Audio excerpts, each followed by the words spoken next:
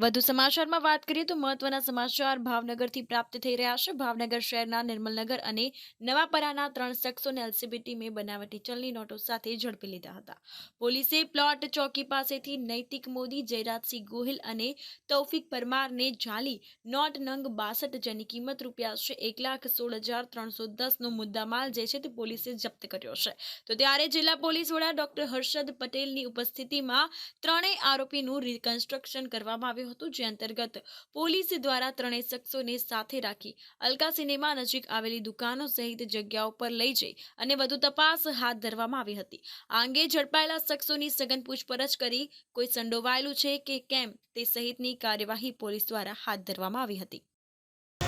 ભાવનગર જિલ્લાની એલસીબીના પોલીસ કર્મચારીઓના વિશ્વાસી અને અંદર બાતમીદારો મારફતે એવી હકીકત મળી કે ભાવનગર શહેરના ક્લાઉડ ગેટ ચોકીની બાજુમાં નવું બિલ્ડિંગ બને એની પાછળની બાજુ એ 3 શખ્સો ભારતીય બનાવટના ડુપ્લિકેટ ચલણી નોટો લઈ ઊભા છે અને એનો ઉપયોગ બજારમાં કરવાનો કોઈ પ્લાનિંગ બનાવી છે।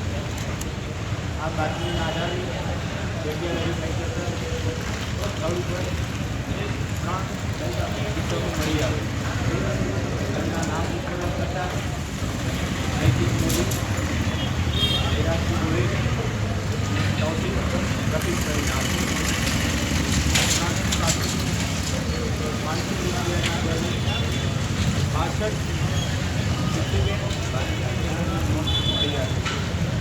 ત્રણેયની સામે કાયદેસરનો ગુનો નોંધી આગળની તપાસ હાથ ધરવામાં આવેલી છે।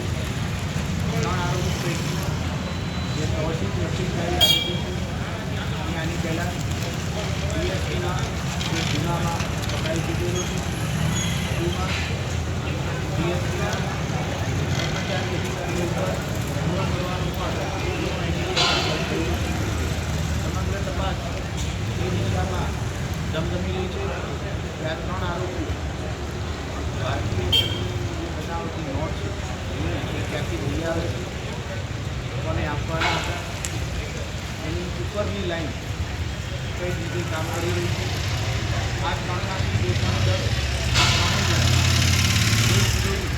પ્રવૃત્તિ સાથે સંકળાયેલા તરીકે આની પહેલાં બીજી વાર આ લોકો નોટ લઈ આવેલા છે અને ભાવનગર આજુબાજુના કોઈ ડિસ્ટ્રિક્ટ કે ભારત દેશના કોઈ પણ રાજ્યમાં આમનું નેટવર્ક છે કે સમગ્ર